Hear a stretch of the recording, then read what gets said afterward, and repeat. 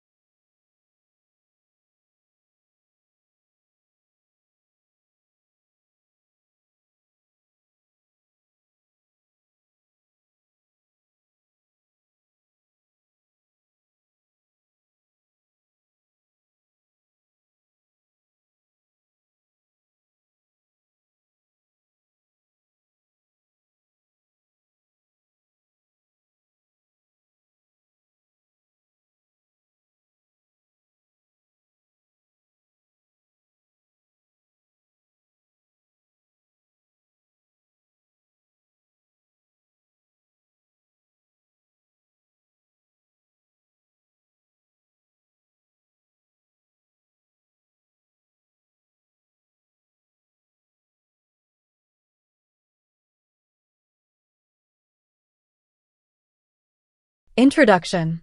Even more than 120 years after its release, The Great Train Robbery stands as a seminal work that shaped the language of cinema for decades to come. Directed by Edwin S. Porter and released in 1903 by Thomas Edison's film studio, the brisk 11-minute film electrified audiences and critics alike with its then groundbreaking use of creative editing, dynamic camera angles, integrated location shooting, and violent action that remains surprisingly gritty even by modern standards. With its unprecedented 20-plus camera setups unified through continuity editing, outdoor shooting, composite editing to expand the context of scenes, and frequent camera movement, The Great Train Robbery single-handedly introduced most of the fundamental film techniques taken for granted today. Perhaps most shockingly, Porter's film depicted blazing guns pointed right at the camera along with the savage beating of a heroic conductor, breaks from decorum that sparked outrage even as audiences returned to see the film countless times. The Great Train Robbery proved so immensely popular that it birthed one of cinema's first legends around an unknown bandit extra who pointed his pistol and fired directly into the camera lens.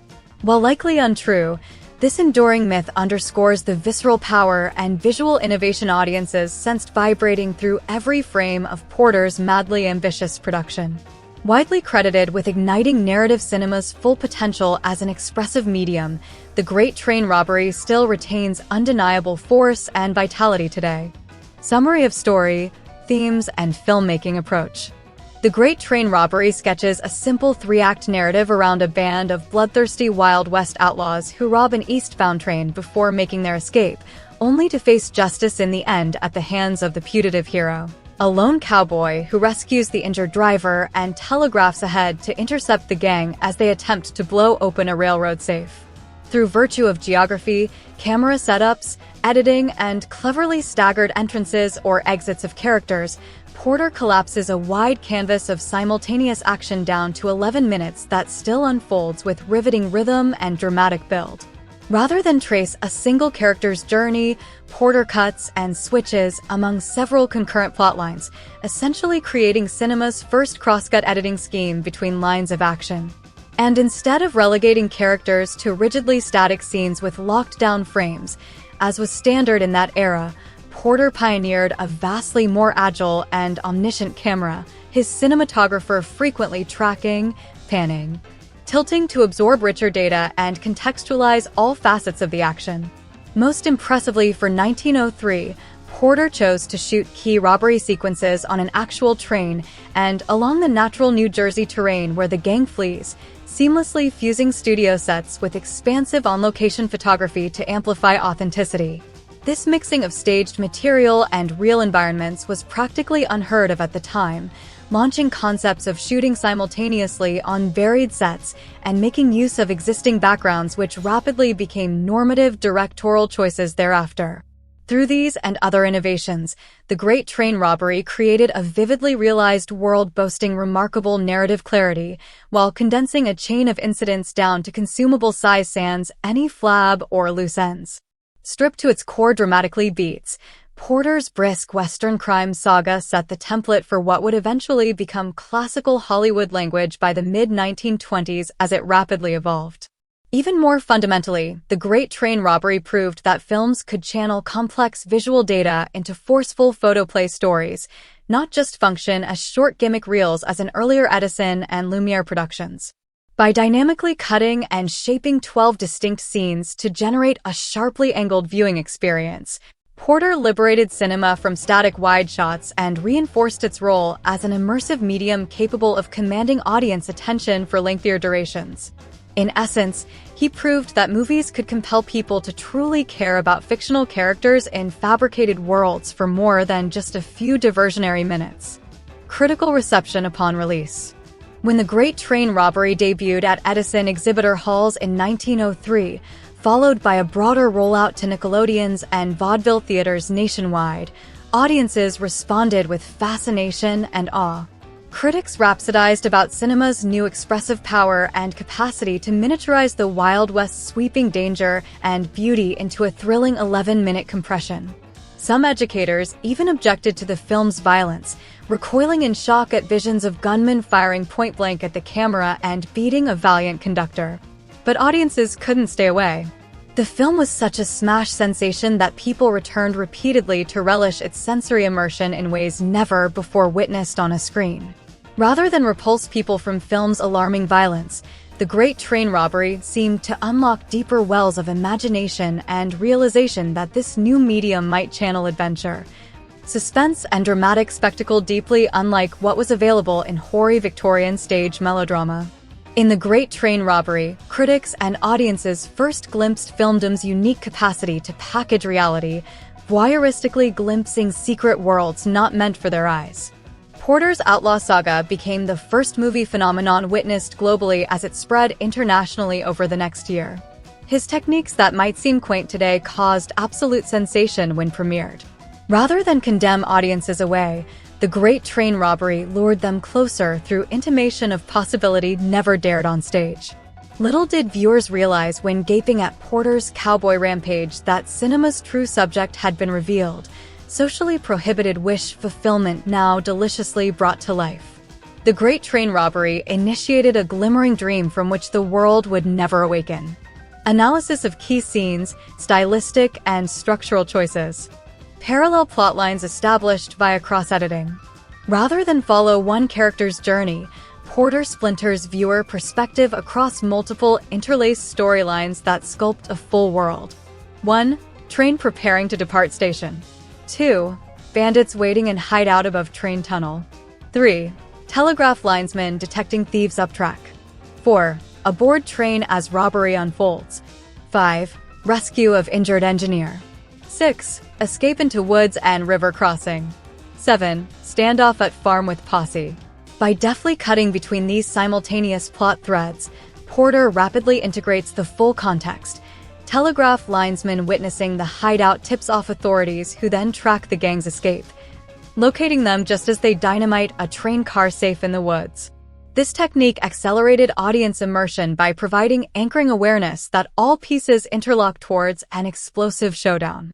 The intercutting technique generated powerful immediacy and suspense by revealing incremental developments across time and space not witnessed directly by a single protagonist/perspective. In that manner, cross-cutting clued audiences into more omniscient vantages they couldn't access themselves in real time, adding vicarious layers. Dynamic, mobile camera heightens audience involvement.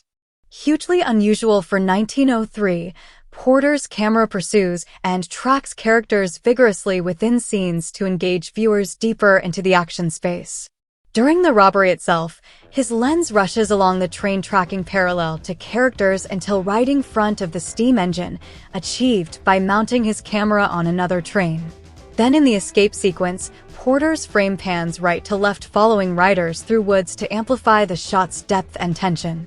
Finally, when the posse besieges the shack, the camera scans left to right, absorbing the full geography for optimal viewer orientation.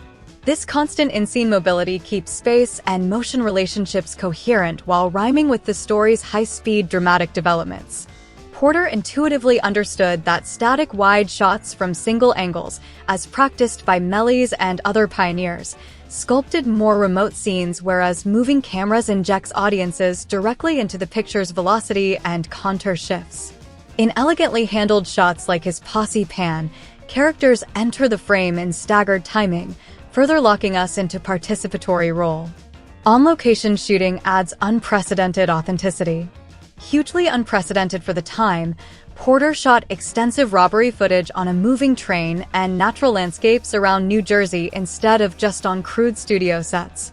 This exponentially multiplied the reality, immediacy, and peril sensed in the film. Audiences were stunned seeing legit tracks, tunnels, horizons in the escape instead of obviously contrived theatrical flats.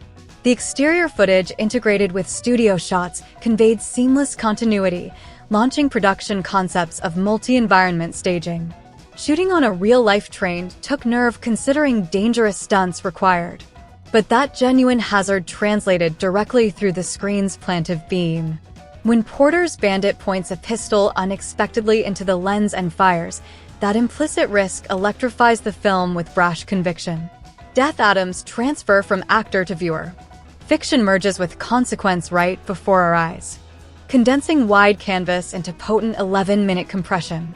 In an era when most narrative films strain to fill even 1 to 2 minutes with continuity, Porter audaciously chains together over 20 interlinked camera setups into an 11-minute story scramble. He essentially compressed a sweeping adventure landscape into consumer-friendly brevity potently concentrated to jolt audiences' nascent film vocabulary. Through brisk editing and intercutting rather than sustained exposition, Porter reduces several hours of implied action into letterbox tableau form with meticulous visual rhythm. Deeper analysis of key scenes and techniques. The train hold-up sequence. The actual robbery scene remains an apex of editing innovation which carries visceral power even today. Notably, Porter builds the action spatially as well as temporally through clever camera placement up and down the train cars. We first glimpses bandits scrambling atop the coal car behind the locomotive as it emerges from a pitch-black tunnel. This ominously conveys their stealth approach. Cutting to inside the engine cab, Porter shoots the furious gunfight and conductor battle from multiple angles, cutting rapidly from medium shots of pistol fire to internal angles from bandit perspective facing down train staff. He essentially slices the scene along several objective and subjective axis lines to build nail-biting momentum. When the bandit pistol whips the brave conductor, we share the victim's point of view shot falling unconscious to the floor. This alignment with the conductor's distress uniquely outraged early audiences in 1903, since films rarely dared such intimacy with weaker characters facing violence. Previously, viewers primarily identified with bandits in early Edison short crime reels owing to cultural prejudice. But in The Great Train Robbery, Porter provocatively begins transferring audience empathy towards the prey rather than predators during the mayhem.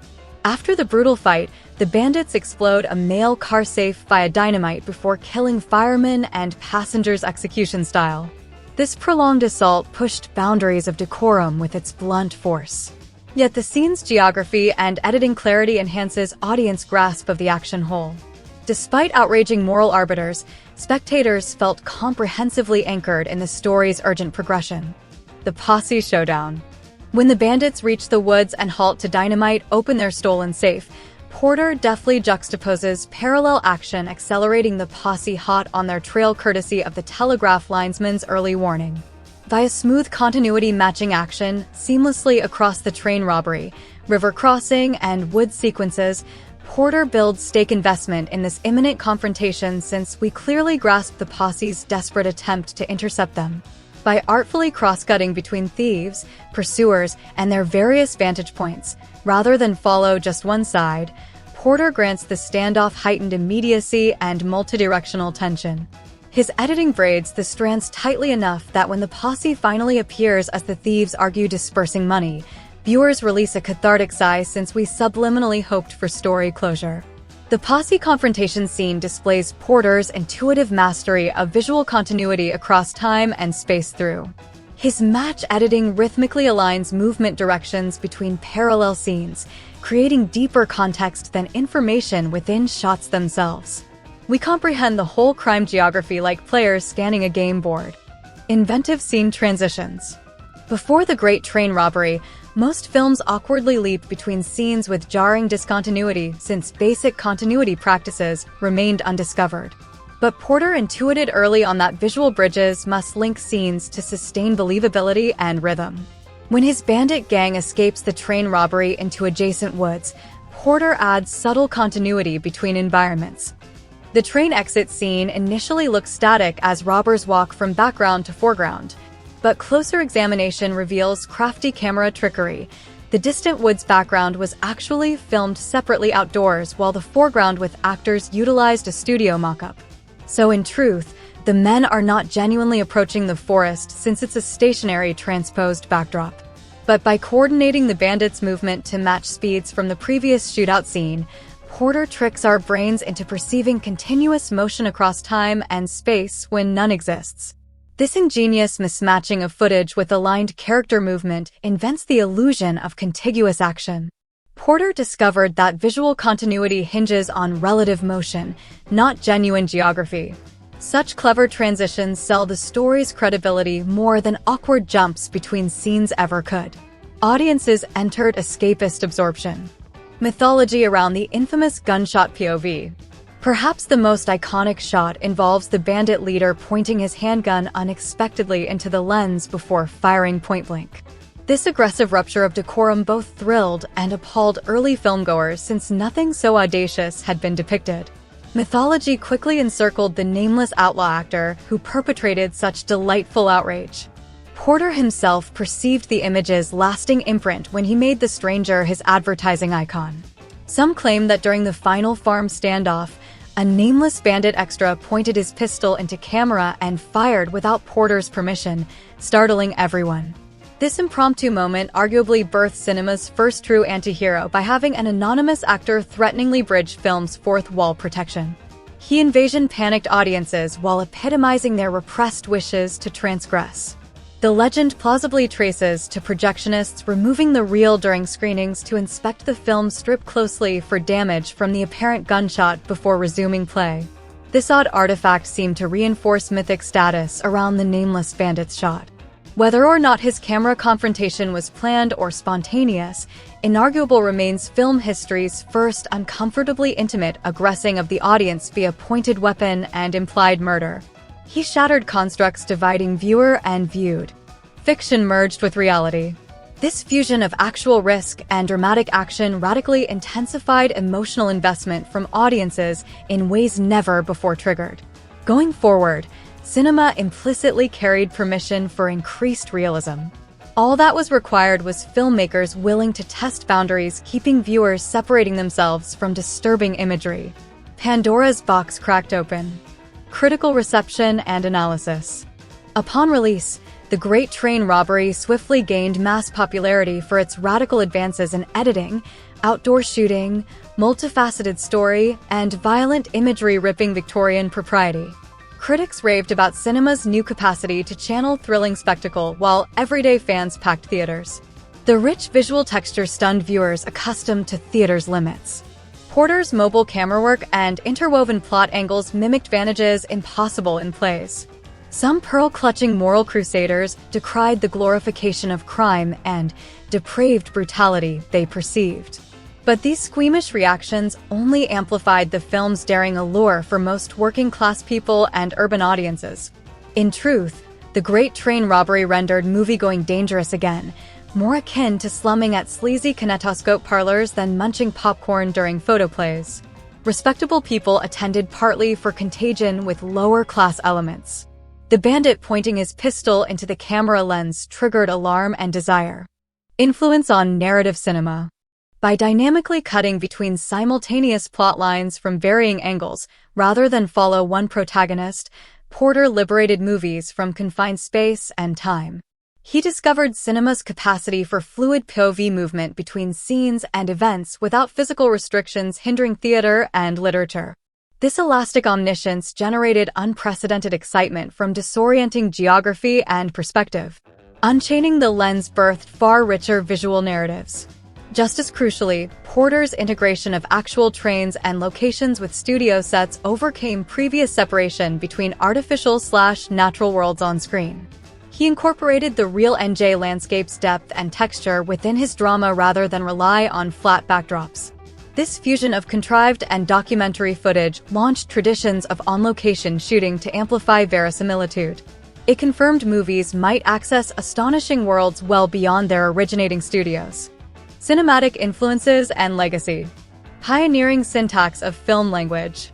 The Great Train Robbery effectively introduced every cinematic convention that later became standard film grammar under Griffith, Wells, and Hitchcock, such as cross-cut editing, moving POV shots, transitional continuity between scenes, and interweaving stories. Even in its simple 11-minute procession of train heist and getaway, Porter's editing strategy and prescient scene-to-scene visual logic informed everything from Intolerance to The Godfather. His revelation was managing audience attention amid intersecting plot lines across time and terrain. This built more expansive narrative perspective than theater's constrained single-stage action. The constellations of continuity editing were thereby discovered almost by dramatic accident. Immersive style as precursor to classic Hollywood. By portraying gunplay and male camaraderie in wilderness adventure context, The Great Train Robbery also typified the thrilling immersion style which matured as Golden Age Hollywood's glossy, high-concept escapism post-1930, where Porter gravitated towards sensationalism and kinetic action choreography. Subsequent blockbuster films essentially just evolved that stimulating pattern towards increasing levels of visual polish, while taming down his edginess. One senses kernel DNA of Star Wars, Raiders of the Lost Ark, and bullet ballets like Bonnie and Clyde lurking already in Porter's auspicious early effort over a century ago. The Bandits' violent raids on horseback later found mirror reflection in countless westerns like The Searchers and gangster flicks recasting urban crime as valiant rebellion against corrupt authority and societal constraint. In that sense, The Great Train Robbery initiated cultural templates valorizing social outlaws as honorable frontier renegades fighting inevitable modern civilization, a romantic fantasy etching America's soul. Influence on Wild West and crime genres.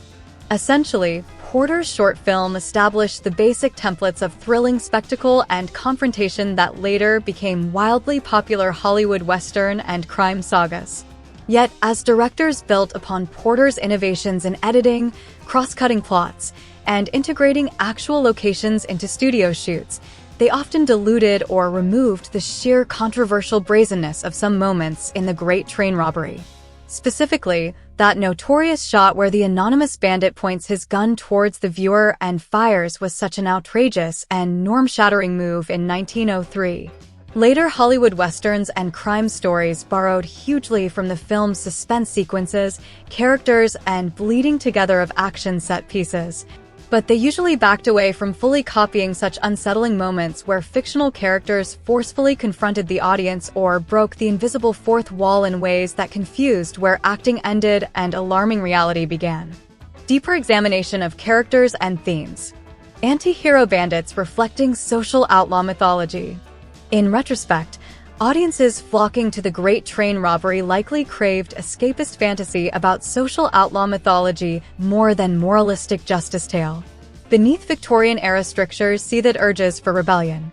The bandits represent this simmering idea, defying civilized structure to seize wealth and freedom by brute will.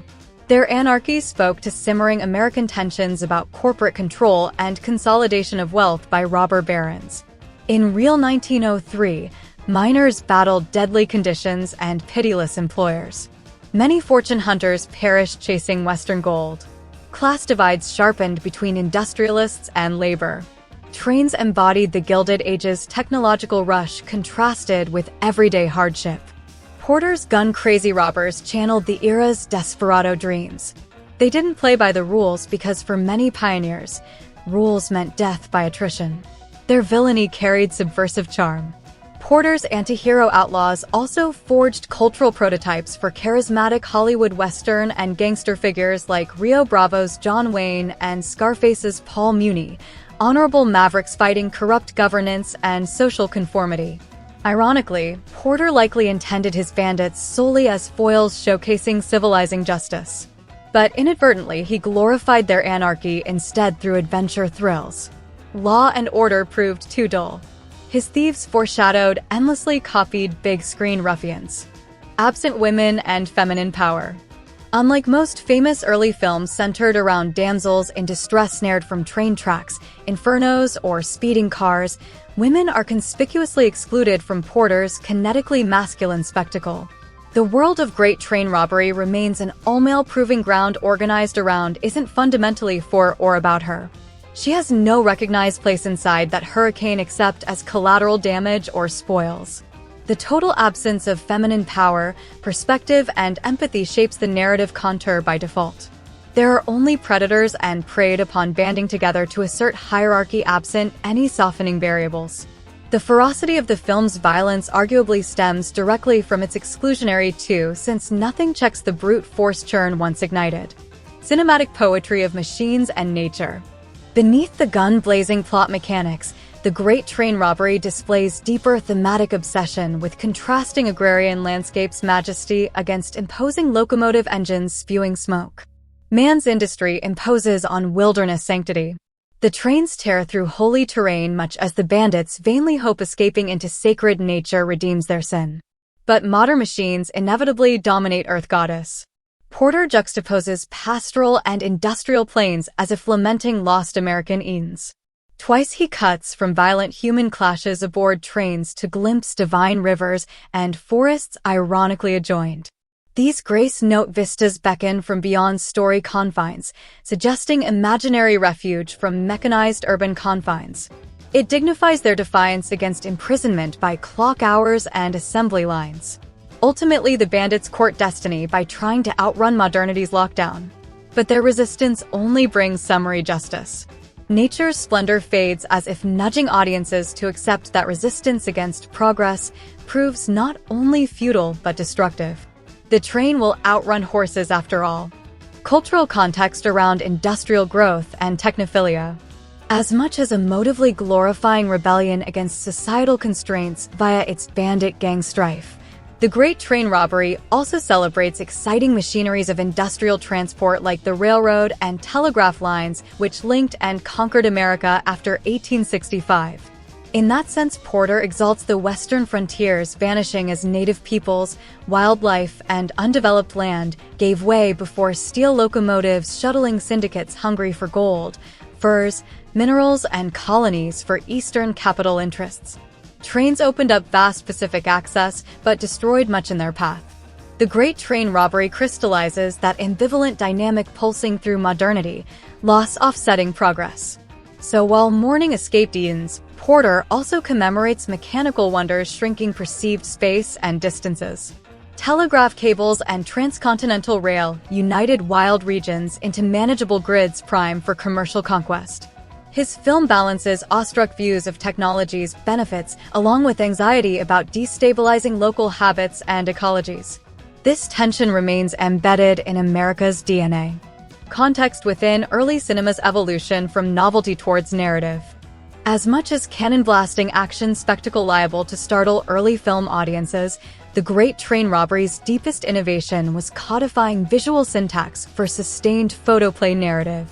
Where previous Edison experiments like Life of American Firemen struggled stringing consecutive scenes, Porter intuited manipulation of order, duration, and transitions edited into cause/effect chains extending viewer duration attentiveness.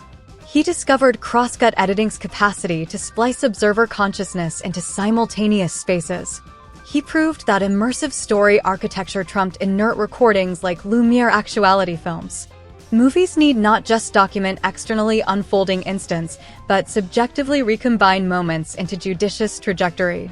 The Great Train Robbery demonstrated that building dramatic visual momentum compelled deeper emotional investment than stationary shots simply mirroring impartial time.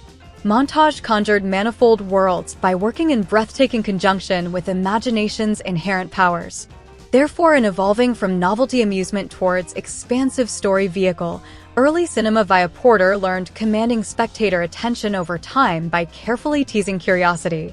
Anticipation and uncertainty from shot to shot translated viewer fixation into hunger for what comes next. Porter built mental appetite as the celebrated and other pioneers realized editing's crucial import going forth. Lasting impact on the evolution of film art. Just as 19th-century novelistic tradition progressed from episodic Dickensian serials to Flaubert's sculpted aesthetic control, early cinema traveled from Melly's whimsicality towards narrative sculpting through editing, continuity, and viewer psychology penetration. Porter led this radical shift by demonstrating movies' unique tools affording access to boundless realms once literacy connections are forged in viewer consciousness. Where novels summon cerebral imagery through words, cinema conjures worlds directly through lights flickered across mentally imprinted sight, sound, and motion pathways.